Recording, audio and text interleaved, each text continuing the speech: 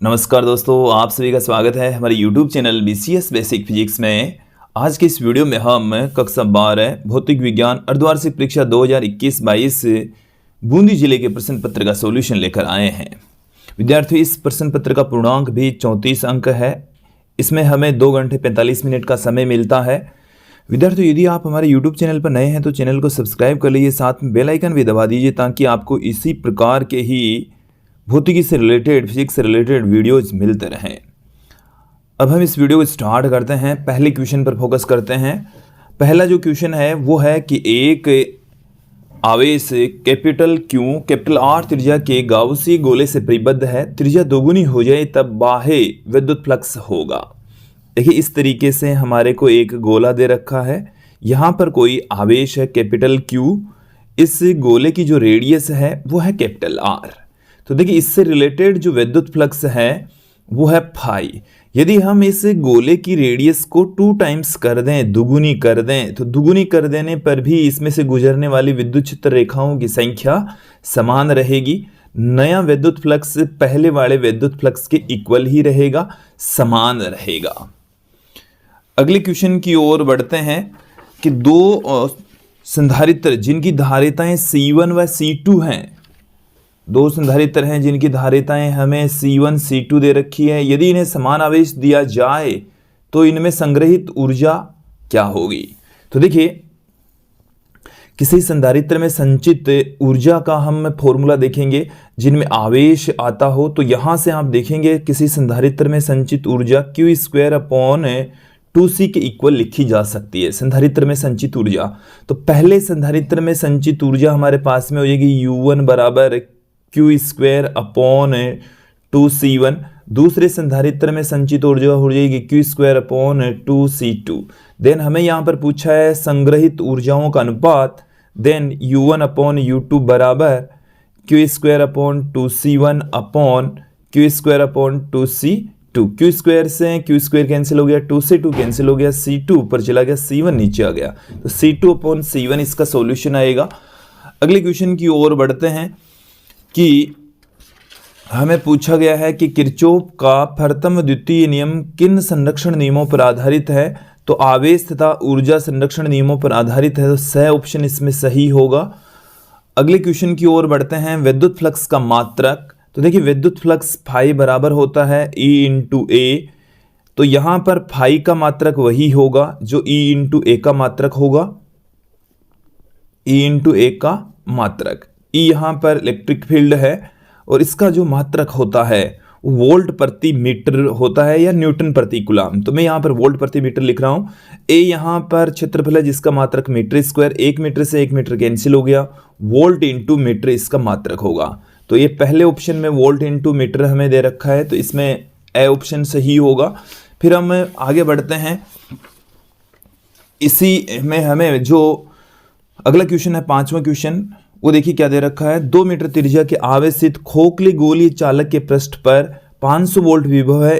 केंद्र से 1.5 मीटर की दूरी पर विद्युत विभव होगा। तो विद्यार्थियों, हम आपको बता दें, किसी गोलीय चालक के पृष्ठ के ऊपर जितना विभव होता है उतना का उतना ही उसके अंदर सभी बिंदुओं के ऊपर होगा। तो अंदर केंद्र से 1.5 मीटर की दूरी पर उतना ही होगा जितना इसके पृष्ठ पर होगा। तो इसके पृष्ठ पर 500 वोल्ट है तो इसके अंदर सभी बिंदुओं पर भी 500 वोल्ट ही रहने वाला है। छठे क्वेश्चन की ओर बढ़ते हैं। देखिए, छठे क्वेश्चन के अंदर हमें क्या क्या दे रखा है कि एक लंबे सीधे धारावाही चालक तार से स्मॉल r दूरी पर उत्पन्न चुंबकीय क्षेत्र कैपिटल B है। तार में प्रवाहित धारा का मान नियत रखें तो r/2 दूरी पर चुंबकीय क्षेत्र का मान क्या होगा? देखिए, एक बार क्वेश्चन को आप समझ लीजिए। एक धारावाही चालक तार है और उसकी वजह से उत्पन्न जो चुंबकीय क्षेत्र की तीव्रता होती है μ0I/2πr होती है, जब r डिस्टेंस की बात करें तो। अब हमें यह कहा गया है कि यदि तार में प्रवाहित धारा को नियत रख दें और r/2 दूरी पर, नया जो r है वो पहले वाली डिस्टेंस का आधा है, तो नया जो चुंबकीय क्षेत्र है वो क्या हो जाएगा? μ0I/2πr। तो μ0I/2πr RDS की वैल्यू R/2 है, तो ये 2 यहाँ पर ऊपर चला गया, μ0I/2πr। ये जो μ0I/2πr है ये हमें B के इक्वल होता है, तो जो चुंबकीय क्षेत्र की तीव्रता है पहले वाले चुंबकीय क्षेत्र की 2 टाइम्स हो जाएगी, दुगुनी हो जाएगी। अगले क्वेश्चन की ओर बढ़ते हैं। हमें अगले क्वेश्चन 7वें क्वेश्चन में दे रखा है कि अपवन वेग Vd की विद्युत क्षेत्र E पर निम्नलिखित में से कौन सी निर्भरता ओम के नियम का पालन होता है। तो Vd और हमें E के बीच में एक रिलेशन देखना है। तो देखिए हम आपको बता दें कि Vd बराबर होता है E टो अपॉन में m इंटू में E विथ नेगेटिव साइन भी आता है। तो जो Vd है वो विद्युत क्षेत्र की तीव्रता के समानुपाती होती है।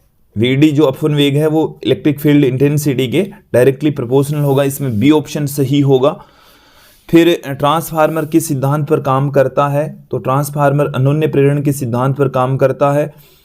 फिर गोले दर्पण की फोकस दूरी f और वक्रता त्रिज्या, तो f बराबर होता है r/2 या r बराबर होता है 2f के इक्वल। 10वें क्वेश्चन को देख लीजिए कि सूर्य का सूर्योदय और सूर्यास्त के समय लाल दिखाई देना। तो देखिए प्रकाश के प्रकीर्णन के कारण से ऐसा होता है। अगले क्वेश्चन की ओर, समविभव पृष्ठ को परिभाषित कीजिए। 11वां क्वेश्चन देखिए, समविभव पृष्ठ को परिभाषित कीजिए। तो देखिए इसका जो आंसर है नाम से ही स्पष्ट है कि ऐसा पृष्ठ जिस पर विभव का मान एक समान रहता हो, इस पर विभव का मान एक समान रहता हो, समविभव पृष्ठ कहलाता है, समविभव पृष्ठ कहलाता है। 12वां क्वेश्चन देखिए, किसी आवेशित कण के द्रव्यमान और चाल आवेश पर चाल का क्या इफेक्ट पड़ता है। तो देखिए जब कोई आवेशित कण गति करता है तो उसका आवेश स्थिर अवस्था में और गतिशील अवस्था में, 12वें क्वेश्चन का हम आंसर लिख रहे हैं, स्थिर अवस्था में और गतिशील अवस्था में सेम रहता है, अर्थात आवेश निश्चय रहता है, आवेश का गति से कोई लेना देना नहीं है, आवेश की वैल्यू सेम बनी रहती है। फिर हम बात करें द्रव्यमान की, तो द्रव्यमान वेग के साथ में चेंज हो जाता है। इस तरीके से इस फॉर्मूले के अकॉर्डिंग वेग जो द्रव्यमान है वो बदल जाता है। तो द्रव्यमान बदल जाता है जबकि आवेश की वैल्यू है वो स्थिर रहती है। अगले क्वेश्चन की ओर बढ़ते हैं।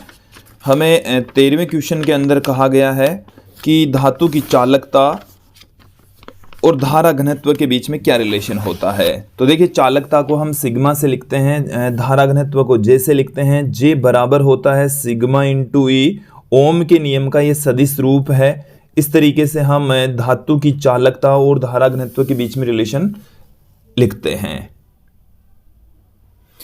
देखिए 14वां क्वेश्चन देखिए, एक आवेश Q चुंबकीय क्षेत्र B के लंबवत दिशा में v वेग से प्रवेश करता है, तो इस पर बल का मान क्या होगा, कण का पथ भी किस प्रकार का होगा, ये पूछा है। तो देखिए यदि कोई आवेश चुंबकीय क्षेत्र के अंदर गति करता है तो उस पर लगने वाला चुंबकीय बल का फॉर्मूला होता है QVB sin थीटा, और यहाँ पर हमें थीटा की वैल्यू 90 डिग्री दे रखी है, तो F बराबर QVB आ जाएगा। तो लगने वाला जो बल है वो QVB होगा। आप यहाँ पर पूछा है कण का पथ किस प्रकार का होगा। तो देखिए मैग्नेटिक फील्ड जैसे हम कंसिडर कर लें कि कागज के तल के लंबवत अंदर की ओर है, और जैसे ही कण इधर गति करता है तो इस कण की गति की ठीक लंबवत दिशा में बल काम करेगा। आप यहाँ पर बल की दिशा फ्लेमिंग के बाएं हाथ के नियम की सहायता से निकाल सकते हैं। देखिए यहाँ पर जो आवेश है वो गति कर रहा है ऊपर की ओर, मैग्नेटिक फील्ड अंदर की ओर है। तो यहाँ पर देखिए जो तर्जनी है वो अंदर की ओर, मध्यमा है वो इधर, तो लगने वाले बल की दिशा इधर होगी। कण का जो पथ है वो वृत्ताकार हो जाएगा, कण एक वृत्ताकार पथ पर गति करेगा, तो कण का पथ वृत्ताकार होगा, बल का मान QVB के इक्वल होगा। क्लियर। अगले क्वेश्चन की ओर बढ़ते हैं कि किसी प्रेरकत्व में धारा का मान दोगुना कर दी जाए तो संग्रहित ऊर्जा कितनी गुना हो जाएगी। 15वें क्वेश्चन को देखिए, हमारे पास में किसी प्रेरकत्व में संचित जो ऊर्जा होती है वो होती है Li², हाफ Li² होती है। हमें ये कहा गया है कि धारा का मान दुगुना कर दें। नई जो धारा है वो पहले वाली धारा की 2 टाइम्स है, तो U' बराबर 1/2 Li²। तो यहाँ से 1/2 L, I का जो I' का जो मान है वो 2I के इक्वल है, तो U' equal to half L, 2I का स्क्वायर करेंगे तो 4I² आ जाएगा।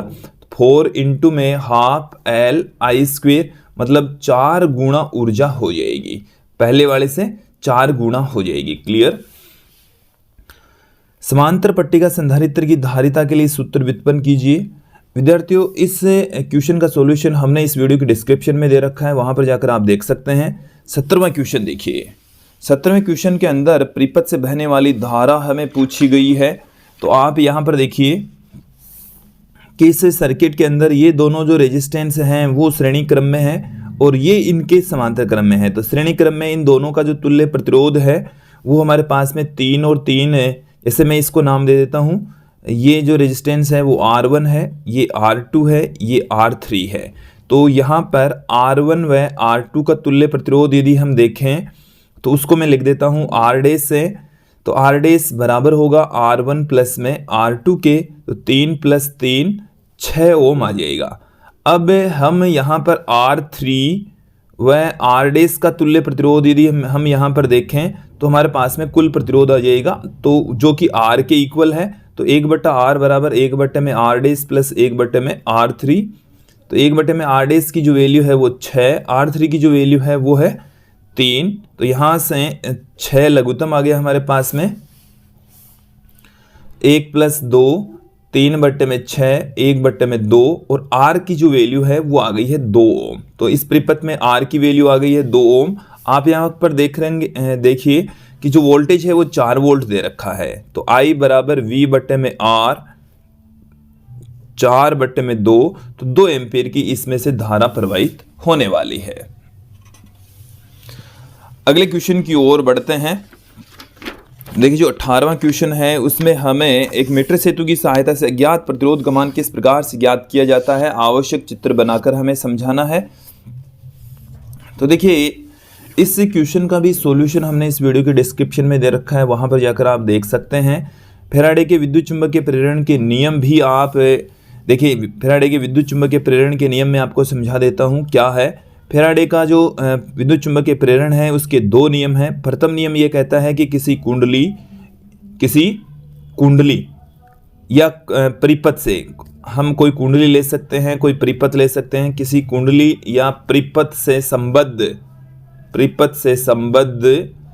मतलब जुड़ा हुआ संबद्ध चुंबकीय फ्लक्स में परिवर्तन होता है। जब चुंबकीय फ्लक्स की वैल्यू चेंज होती है में परिवर्तन से प्रेरित विद्युत वाहक बल उत्पन्न होता है, में परिवर्तन से प्रेरित विद्युत वाहक बल उत्पन्न होता है, वाहक बल उत्पन्न होता है। ये तो है फैराडे का पहला नियम। दूसरा नियम इस प्रेरित विद्युत वाहक बल की वैल्यू को बताता है।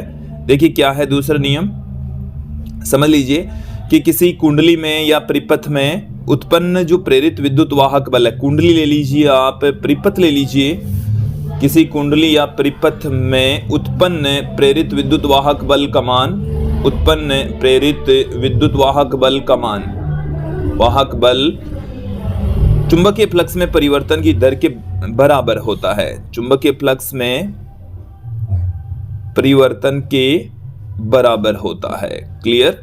तो यहां से प्रेरित विद्युत वाहक बल E बराबर होता है माइनस में n d∅b/dt के। ये है दूसरा नियम। क्लियर। अगले क्वेश्चन की ओर बढ़ते हैं। 20वां क्वेश्चन देखिए। जो 20वां क्वेश्चन है उसमें हमें देखिए क्या क्या दे रखा है कि 15 सेंटीमीटर वक्रता त्रिज्या है, 15 सेंटीमीटर हमें दे रखी है। अवतल दर्पण है तो ये माइनस में होगी। से 10 सेंटीमीटर दूरी पर रखी एक वस्तु है, उसके लिए 10 सेंटीमीटर पर हमने u का मान 10 सेंटीमीटर दे रखा है, v का मान हमें पूछा है, m का मान हमें पूछा है। चलिए स्टार्ट करते हैं। यहां से हम f देख लेते हैं। तो f होता है r/2 के बराबर, माइनस में 15/2 सेंटीमीटर एफ की वैल्यू आ चुकी है। तो देखिए दर्पण सूत्र हम यहाँ पर लगाएंगे। तो दर्पण सूत्र हमारे पास में क्या होता है, 1/f बराबर 1/u प्लस 1/v। हमें v की वैल्यू चाहिए तो 1/v बराबर 1/f माइनस 1/u। देन यहाँ से 1/f की जो वैल्यू है माइनस में 15/2, फिर माइनस में u का जो मान है वो हमारे पास में माइनस में 10 दे रखा है, माइनस माइनस प्लस हो जाएगा। यहाँ से 1/v बराबर इन दोनों का जो लघुत्तम है वो 30 आ गया 2 बार में, तो ये यहाँ से आ गया माइनस में 4 प्लस में 3, तो माइनस का 1/30। v का मान हमारे पास में आ गया माइनस में 30 सेंटीमीटर। अब मैं यहाँ पर बात करूँ आवर्धन क्षमता की, तो जो आवर्धन क्षमता होती है, तो देखिए आवर्धन क्षमता स्मॉल m से लिखी जाएगी v/u के इक्वल माइनस v/u के इक्वल। तो देखिए यहाँ पर v का जो मान है माइनस में 30 सेंटीमीटर है और u का मान है माइनस में 10 सेंटीमीटर। एक माइनस का साइन यहाँ पर पहले से ही पड़ा है, तो इसका मान आ जाएगा माइनस में 3, अर्थात जो प्रतिबिंब है माइनस में आ रहा है, इसका मतलब वास्तविक बन रहा है 3 गुना बन रहा है, माइनस में 30 सेंटीमीटर के ऊपर प्राप्त हो रहा है।